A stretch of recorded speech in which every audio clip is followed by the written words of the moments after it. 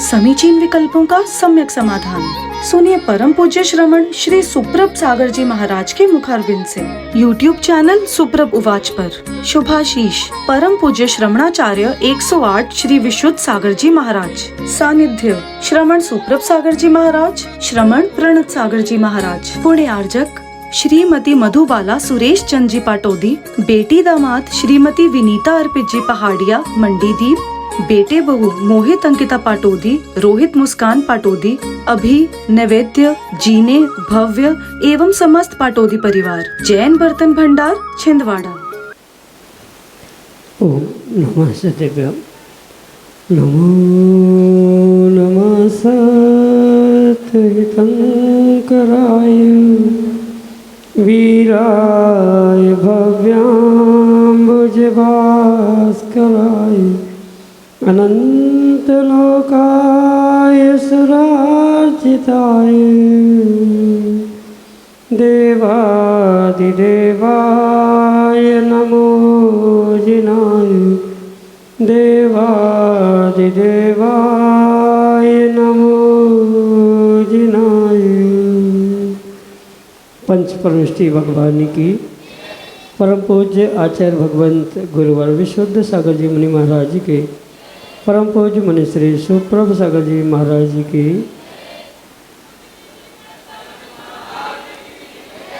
समीचीन विकल्पों का सम्यक समाधान, सम्यक ज्ञान की वह अलौकिक विधा जो निश्चित ही हमारे जीवन से अज्ञान रूपी अंधकार को दूर करके और हमारे अंतरंग में एक सम्यक ज्ञान रूपी अलौकिक ज्योति को ज्योतित करने वाली है, क्योंकि सम्यक ज्ञान ही आत्मकल्याण के लिए कार्यकारी उपाय है। ऐसे उस आत्मकल्याण की विधा से आप भी जुड़ने का प्रयास करें और अपना समीचीन विकल्प भेजते हुए परम पूज्य मुनि से उसका सम्यक समाधान प्राप्त करें।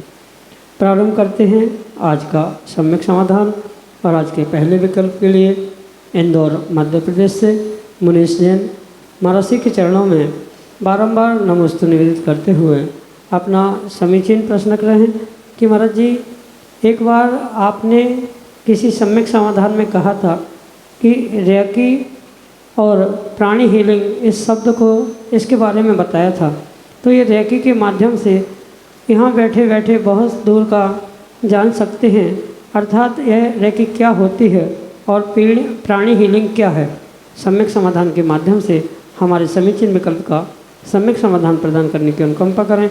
नमोस्तु महाराज जी, नमोस्तु।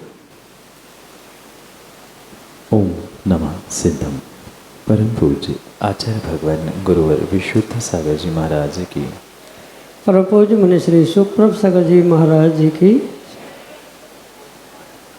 रेकी और प्राणी हीलिंग जैसी ये जितनी भी विद्याएं वर्तमान में विदेशों के द्वारा प्रचार प्रसार को प्राप्त हो रही है, ये सभी विधाएं हमारे जैनागम की वीतराग विज्ञान की ही। जैसे इस ब्रह्मांड में बहुत सारी सकारात्मक और नकारात्मक ऊर्जा है, और उस सकारात्मक नकारात्मक ऊर्जा में से सकारात्मक ऊर्जा को ग्रहण करते हुए उस पॉजिटिव एनर्जी को दूसरे को ट्रांसफ़र कर लेना, इसका ही नाम रेकी या इसका ही नाम प्राणी हीलिंग। दोनों तकनीक थोड़ी थोड़ी कुछ विधाओं से कुछ प्रकार से भिन्न भिन्न अवश्य है, पर लगभग दोनों का कंसेप्ट यही है कि जो प्रकृति कुदरत के द्वारा प्राप्त हमें सकारात्मक ऊर्जा है, सबसे पहले उसे ग्रहण करना और उसे ग्रहण करने के साथ साथ उस ऊर्जा को दूसरे कार्यों के लिए, दूसरे व्यक्तियों के लिए जिसको उसकी आवश्यकता है उसके लिए प्रदान करना, ये मुख्यतः से उस प्राणी हीलिंग और रेकी की व्यवस्था समझने हो। अगर उस रेकी को और विस्तार से आप समझना चाहते हो तो कल की कक्षा में इसके विषय में बहुत अच्छे से उसका इंट्रोडक्शन यानी उसके विषय में समझाने का प्रयास किया।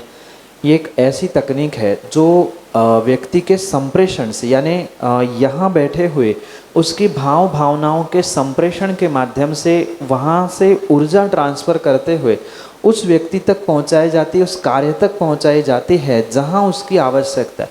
और ये कि ये ऐसी उत्कृष्ट व्यवस्था या ऐसी एक ये विद्या कह दो कि जो सबसे पहले दूसरे को अच्छा चाहता है उसका स्वयं का अच्छा होता ही होता है। यही तकनीक इसमें है, जो रेकी प्राणी हीलिंग के माध्यम से दूसरे को स्वस्थ करने का प्रयास करता है, सबसे पहले उसको स्वयं को स्वस्थता, निरोगता या स्वयं के जो 7 चक्र आदि है उनका बैलेंस स्वयं हो जाता है, तभी वह ऊर्जा दूसरे के लिए पासान होती है। इसलिए ये सकारात्मक ऊर्जा है, किसी भी प्रकार से उससे किसी का अहित नहीं किया जा सकता, किसी के लिए उसका नेगेटिव इफ़ेक्ट नहीं है, उसका कोई साइड इफ़ेक्ट नहीं है। जैसे कि आज के दवाइयों के बहुत सारे साइड इफ़ेक्ट होने की संभावना है, पर ये ऐसी औषधि, ऐसा उपचार है जिसका किसी प्रकार से कोई साइड इफ़ेक्ट नहीं है, कोई ड्रॉबैक नहीं है, किसी प्रकार से किसी दूसरे को या सामने वाले को भी नकारात्मकता और स्वयं को भी नकारात्मकता प्राप्त नहीं होती। इसलिए ये एक सेवा वैयावृत्ति करने का बहुत श्रेष्ठ साधन भी स्वीकार किया जा सकता है। इसलिए चाहे रेकी हो, चाहे प्राणी हीलिंग हो, वहाँ हीलिंग का अर्थ ही कह रहे हैं कि जहाँ आवश्यकता है वहाँ उसके गड्ढे को भरा जाता है। ये भिन्न भिन्न देशों की भिन्न भिन्न तकनीक स्वीकार की जाती है, पर ये ध्यान रखें ये पूरी व्यवस्था हमारे जिनागम की, वीतराग विज्ञान की, जेनेटिक साइंस की ही है। यहीं से प्राप्त करते हुए उन्होंने अपना ब्रांड कह दो, अपनी कॉपीराइट उसको बनाते हुए उन्होंने ये व्यवस्थाएं बनाई हैं अपने नाम पर, वह बेच रहे हैं, अंतर इतना ही है। ये सभी व्यवस्था हमारे जिनागम की है। दूर बैठते हुए भी, मतलब दूर से ही उपचार करने की ये बहुत अच्छी विधा है, जो सकारात्मक ऊर्जा को ग्रहण करते हुए, सकारात्मक ऊर्जा दूसरों को देते हुए, मात्र बीमारियों को ही नहीं अपितु जीवन में घटित होने वाले अनेक कार्यों को ये रेकी प्राणी हीलिंग आदि देते हुए, विशेष करके रेकी देते हुए उन कार्यों में सिद्धि की जाती है, स्वयं की सुरक्षा की जाती है और भी बहुत सारे कार्य इससे सिद्ध किए जाते हैं। विशेष रूप से समझने के लिए जो रेकी और प्राणी हीलिंग की प्रशिक्षण केंद्र है वहाँ से समझ सकते हैं, या व्यक्तिगत रूप से पहुंचकर भी इसके विषय में और विस्तार से समझ सकते हैं। यही आपके लिए सम्यक समाधान।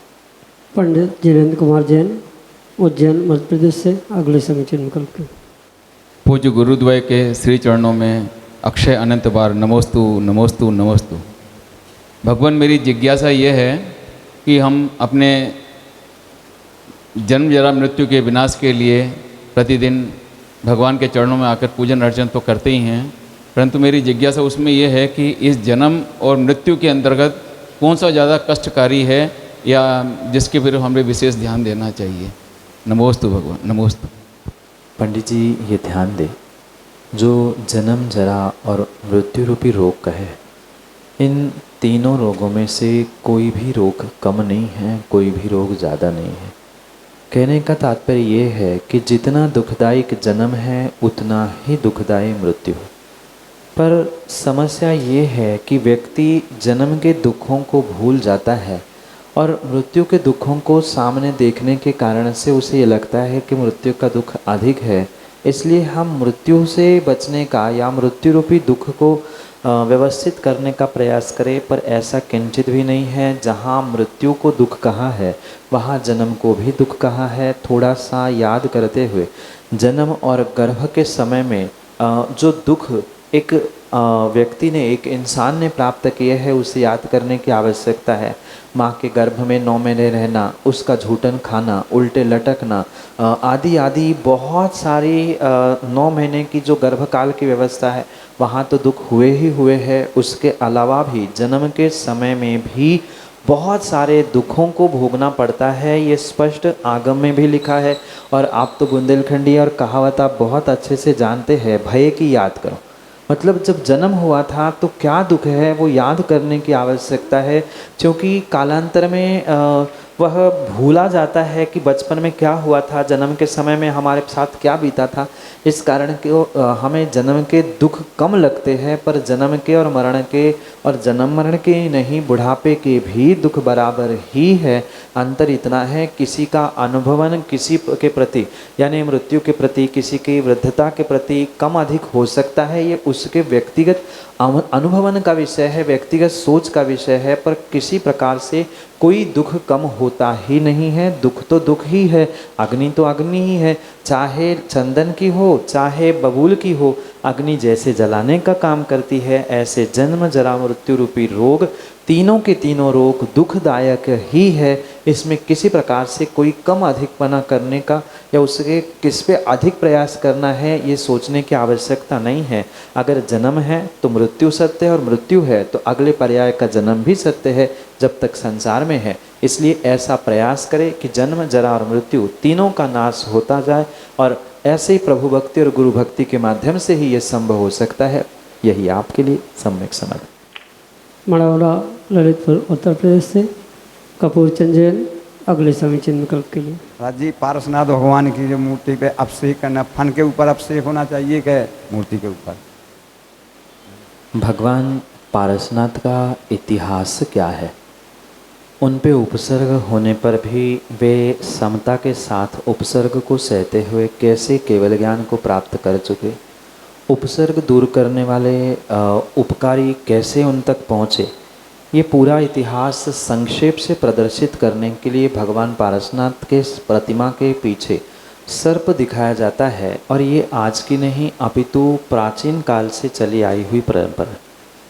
इसलिए ये किसी प्रकार से वर्तमान के जीवों को विकल्प करने की आवश्यकता नहीं है कि भगवान का अभिषेक कहाँ से करना चाहिए।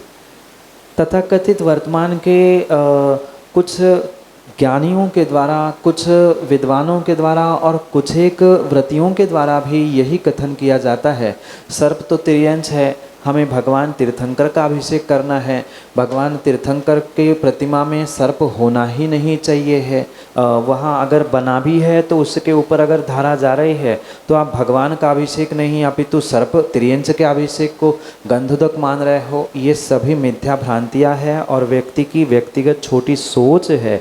अगर व्यक्ति ये कहता है, ये सोचता है कि फणा पर किया हुआ अभिषेक तिर्यंश का अभिषेक है और उसको आप कैसे ग्रहण कर सकते, वो तो गंधोदक है ही नहीं है, हम तो भगवान का ही अभिषेक गंधोदक के रूप में स्वीकार करते हैं। तो मैं तो उन जीवों से कहना चाहता हूँ, बहुत अच्छी बात आप कह रहे हैं कि पारसनाथ भगवान के फण से स्पर्शित पानी या फण से किया गया अभिषेक जब गंधोदक नहीं है तो क्या सुअर के ऊपर से गया हुआ पानी आप गंधोदक मान के कैसे ग्रहण कर सकते हैं? सुअर का मतलब जो तीर्थंकर भगवान का चिन्ह सुअर है, मगरमच्छ है, और भी चिन्ह है जो त्रियंश के रूप में है। जब शेर पे ढला हुआ पानी, क्योंकि चिन्ह पे तो आएगा ही आएगा, ऊपर भले ही फण पे क्वचित कदाचित पारसनाथ भगवान के जाए अथवा ना जाए, नीचे से भी कर ले, पर नीचे जो प्रतिमा के नीचे जो बेस बना है उस पे तो सभी चिन्ह बने हैं और उस चिन्ह पे बहता हुआ पानी जाएगा। उसके अलावा और आपने देखा होगा प्रतिमा का पानी मतलब अभिषेक गंधोदक जब भी निकलता है पैरों के वहाँ से जो स्थान बना जाता है वो चिन्ह से ही नीचे आता है।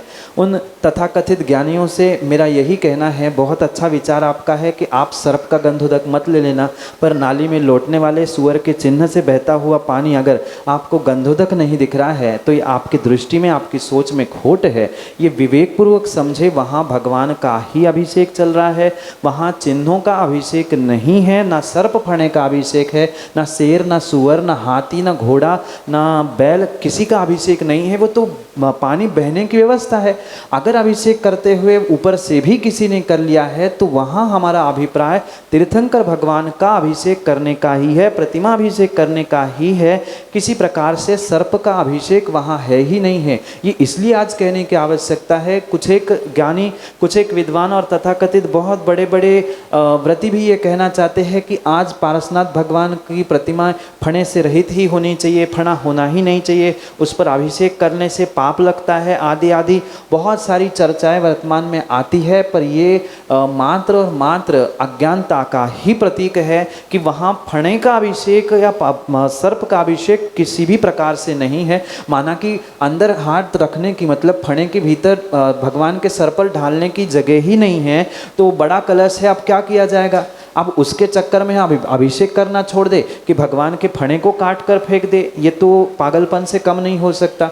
इसलिए माना कि किन्हीं कारणों से ऊपर से भी अभिषेक करना पड़ा तो उसमें ये ध्यान रखे वे भगवान का ही अभिषेक है, सर्प का अभिषेक नहीं है। अगर सर्प का अभिषेक है तो अन्य तिर्यंश प्राणियों से और विशेष करके जो नाली में लौटने वाला सुअर है उस पे, उस चिन्ह से भी तो गंधोदक बन के नीचे बह रहा है, फिर वो भी अशुद्ध हो जाएगा। फिर तो भगवान को भी मानना बंद कर करना पड़ेगा, आने वाले समय में नीचे त्रियंचों के चिन्हों को भी बनाना बंद करना पड़ेगा। तो ये विवेक रखते हुए ही अपना ज्ञान अधिक ना प्रदर्शित करते हुए जैसी व्यवस्था जहाँ बन रही है, जैसी अनुकूलता बन रही है, वैसे भावों की विशुद्धि के साथ अभिप्राय को मायने देते हुए, अभिप्राय को मुख्यता देते हुए अभिषेक करने की आवश्यकता है। सर्प का अभिषेक नहीं है, वह तो चिन्ह है, प्रतीक है, इतिहास प्रदर्शित किया जा रहा है। ऊपर नहीं तो कभी ना कभी नीचे तो उस सर्प से ही पानी बहता है, गंधोदक प्राप्त होता है। तो ये विकल्प छोड़ते हुए स्थान की, प्रतिमा की अनुकूलता और स्वयं की भावों की विशुद्धि जैसी बन रही है वैसा करने में कोई हर्ज नहीं है। ऊपर से करने में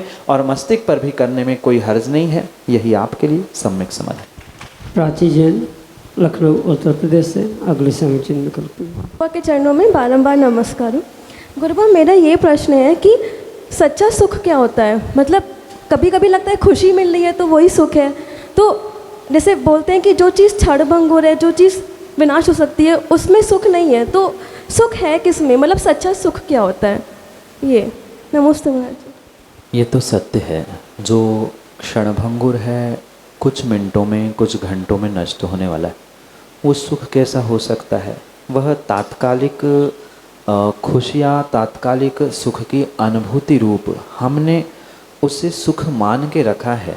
क्योंकि कई बार दुख की अनुभूति को भी व्यक्ति, इंसान सुख मान के रखता है। जैसे काम सेवन, इंद्रिय विषयों के भोग आदि, ये जो कुछ भी है ये मात्र जो भीतर से उत्पन्न होने वाली व्यथा है, पीड़ा है, कष्ट है, उसको शांत करने के लिए किया गया प्रयास है। जैसे किसी व्यक्ति को खुजली हो रही, तो खुजली होने पर व्यक्ति यही प्रयास करता है खुजा ले और उसे शांत कर ले। पर जैसे खुजाने से, खुजाते समय तो लग रहा है कि चलो सुख मिल रहा है, अच्छा लग रहा है, शांति मिल रही है, पर ये मात्र आपका सोचना है। ये व्यक्तिगत दुख होने पर भी उसे सुख माना जा रहा है। इसलिए जो भी क्षणभंगुर सुख है या इंद्रियों से मिलने वाला, इंद्रियों के निमित्त से प्राप्त होने वाला जो सुख है, वह सच्चा सुख हो ही नहीं सकता। क्योंकि एक बार जो सुख मिल गया वो छूट नहीं सकता, और छूट रहा है तो वो सुख कैसे? चाहे खाने के विषय में हो, अन्य इंद्रियों के विषय में क्यों ना हो, पर जो एक बार मिल गया, सच्ची तो चीज़ वही होती है। चाहे सच्चा सुख हो या अन्य कोई कार्य हो, सच्ची बात तो वही होती है। जो एक बार मिल गया वो मिल गया, और जो छूट रहा है वह सच्चा सुख या सच्ची बात हो कैसे? सच्ची, सच्चा व्यक्ति कैसे हो सकता है? सच्चा व्यक्ति भी, ईमानदार हम उसे ही कहते हैं जो एक बार हमारा साथी बन गया फिर ना छूटे। अगर धोखा दे रहा है वो सच्चा कैसे? ऐसे ही जो इंद्रियों के सुख हमें मिल रहे हैं, जो परमानेंट नहीं है, जो क्षणभंगुर है, वो सच्चे कैसे हो सकते? क्योंकि वो तो साथ छोड़ के चले जाएंगे। समय बदलते ही जो मीठा अच्छा लगता था, रसगुल्ला अच्छा लगता था, 2, 4, 6, 10, 15, 20 खाने तक तो अच्छे लगते, पर 50वां रसगुल्ला खाते ही मुंह टेढ़ा हो जाता है। तो ये किसी प्रकार से सच्चा सुख हो नहीं सकता। तो इन इंद्रियों से रहित, माने 5 इंद्रियां और जो मन है, इनसे प्राप्त होने वाले सुखों से भी जो हटकर सुख है, जो निर्ग्रंथ मुनिराज कुछ अंशों में, हमारे अरिहंत भगवान और कुछ अंशों में, और सिद्ध भगवान जो पूर्ण रूप से प्राप्त करते हैं, वही अतीन्द्रिय सुख ही सुख है। अतीन्द्रिय का अर्थ होता है इंद्रियों से अतीत होता हुआ, जो आत्मा का, आत्मा से, आत्मा के लिए, आत्मा में आत्मा का ही अनुभवन चल रहा है, वही शाश्वत सच्चा सुख है, जिसमें कोई किसी प्रकार की लाग लपेट नहीं है, कोई निमित्तों की, कोई साधनों की, किसी प्रकार की रुकावट की जहाँ संभावना नहीं है, वही वास्तव में सच्चा सुख है। क्योंकि इंद्रियों से प्राप्त होने वाले सुखों में इंद्रियों की आवश्यकता है, उनके विषयों की आवश्यकता है, पर आत्मा से, आत्मा में, आत्मा के लिए जो सुख प्राप्त सिद्ध करते हैं, उसमें कोई निमित्त नहीं है, कोई साधन नहीं है, कोई रुकावट नहीं है। इसलिए सच्चा सुख तो सिद्धों का है। उससे थोड़ा सा कम अरिहंतों के पास है, उससे और थोड़ा सा कम निर्ग्रंथों के पास है। यही आत्मा से आत्मा में अनुभूत करना, उसको जानना, उसके आनंद को प्राप्त करना, यही शाश्वत सुख है। संसार का जितना भी हमें सुख लग रहा है, वह मात्र दुख को सुख की पैकिंग करते हुए प्रस्तुत किया गया सुख है। वह सुख सच्चा है ही नहीं। यही आपके लिए सम्यक समझ। श्रीमती प्रतिभा जैन, मड़ौरा उत्तर प्रदेश से अगले समीचीन विकल्प। नमोस्तु महाराज जी, मेरे परिवार की ओर से नमोस्तु नमोस्तु। महाराज जी, मेरा प्रश्न है कि जो व्यक्ति तन मन धन तीनों मंदिर में लगा देता है, छोटा सा मंदिर है उसका बड़ा विकास कर देता है, कुछ समय बाद उसकी मृत्यु हो जाती है। कुछ लोग ये कहते हैं मंदिर नहीं बनाना था, भगवान ने ऐसा किया है। उसने अपने घर परिवार के बारे में कुछ भी नहीं सोचा। उसका मन था कि पहले मंदिर फिर घर। तो उसका क्या पुण्य था और परिवार का क्या पाप था, ऐसा हुआ। शंका समाधान।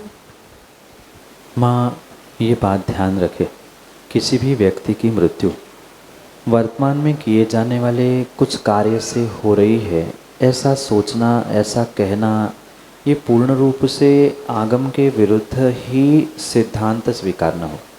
कहने का तात्पर्य ये है कि व्यक्ति की मृत्यु कोई मंदिर बनाने, मंदिर तोड़ने, शुभ कार्य अशुभ कार्य करने से ही हो, यह आवश्यक नहीं है।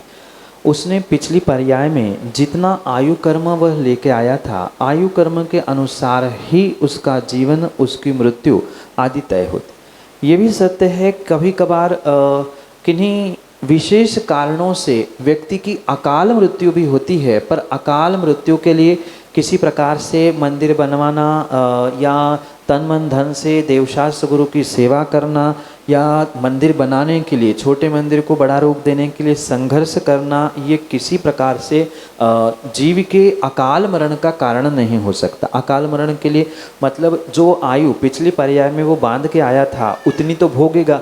और जैसे विष खाने से, रक्त का अभाव होने से, भोजन छोड़ देने से आदि कुछ विशेष कारणों से अकाल मृत्यु मतलब आयु के पूर्व ही मृत्यु होने की संभावना है। पर जो व्यक्ति देवशास्त्र गुरु के लिए लगा है, प्रभु की आराधना, प्रभु की सेवा, प्रभु के मंदिर में तन मन धन से लगा है, तो ये कहने वाले तो ऐसे है कहते रहेंगे, उनकी बातों में नहीं आना चाहिए। पर सत्यता यही है कि आयु कर्म वैसा ही था, उतना ही था।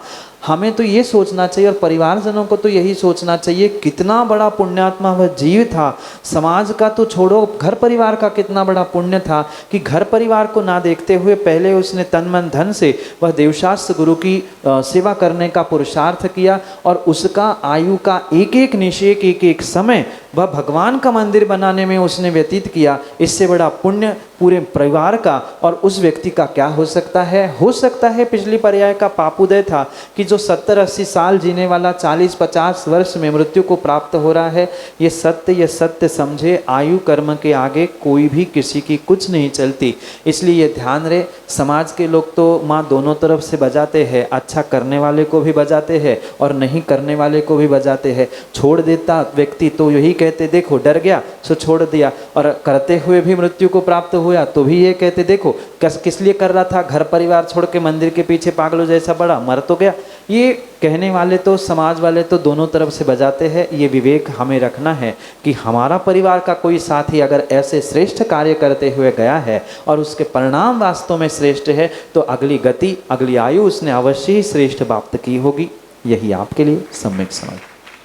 श्रीमती मीनाक्षी प्रदीप जैन, ऋषिनगर उज्जैन मध्य प्रदेश से अगले समीचीन विकल्प करें। नमोस्तु गुरुदेव, नमोस्तु गुरुदेव। गुरुवर, मेरी ये जिज्ञासा है, कल जो आपने ध्यान कराया था कुंडलपुर के बड़े बाबा का पदस्थ ध्यान, तो वो क्लीन ध्यान हम घर पर कर सकते हैं क्या? कृपया जिज्ञासा का समाधान कीजिए। नमोस्तु भगवान।